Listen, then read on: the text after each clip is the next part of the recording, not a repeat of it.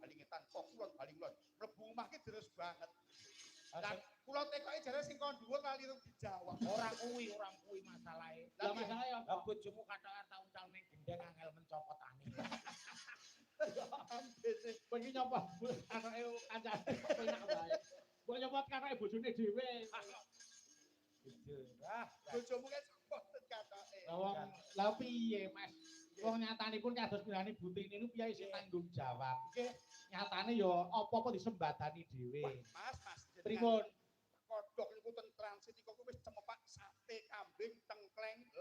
Lah niku dadi unen-unen. Seniman ki nek mulya ya kaya raja, ning nek sengsara sak ngisore kere.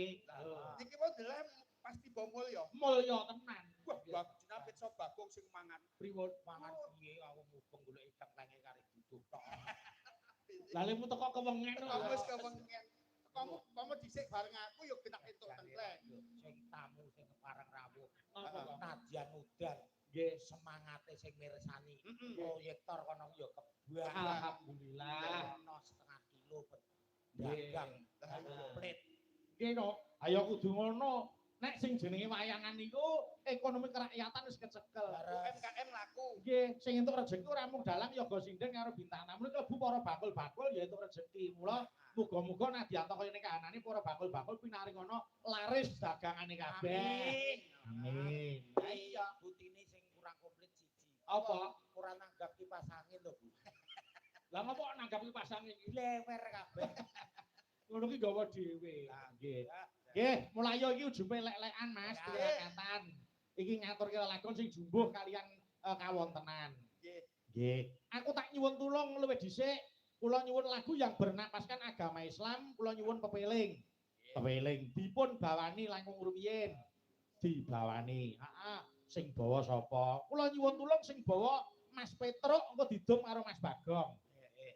Oh, nggih. Iki nyadang napa nggih kanugrahan saka Gusti Kang Nyipta Jagat. Amin. Yo, dibawani dandang gula, mengke dawuh lagon pepiling. Mas Petruk karo Mas Bagong sing bawani. Saiki diwiwiti Mas Petruk sik. Monggo, Mas. Rukun Islam kang lima puniki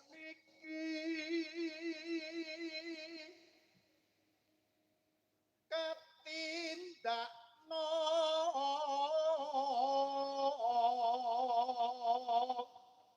ming para sasama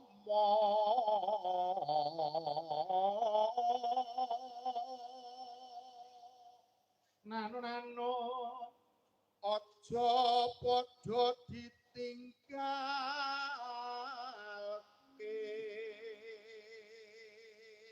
Suarane apik, lafale cetha tur dasare ning laras ya pleng. Mula niki enten bebungah 100.000 Mas Petruk. Matur sembah nuwun Mas Bayu. Alhamdulillah. Rezeki anak soleh. Soleh apa ora tau salah. Selamat. Arep dandane salat sik lah Salah kok madhep ngetan. Lah wis wong bingung kok. Ora takok sing ngerti. Nek bingung ki ora apa-apa. Kok bingung ora apa-apa? Wong sing jeneng Gusti Allah ki ning endi-endi bisa nampa.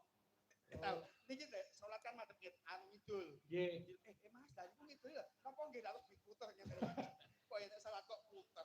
Ayo, tutuke Mas Petruk. Nano Rukun Islam niku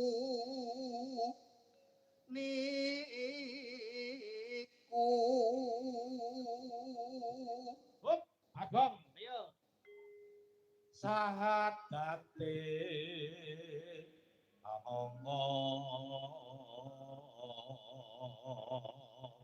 siji niki wong kewirangan. Kewirangan piye?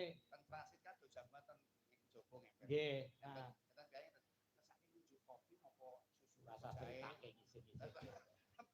terus kopi mon kopi pinten Mas gansal. nggih, Lambar digaweke. digawe iki dikira panitia lambar digawe iki Bayar selawe. selawe.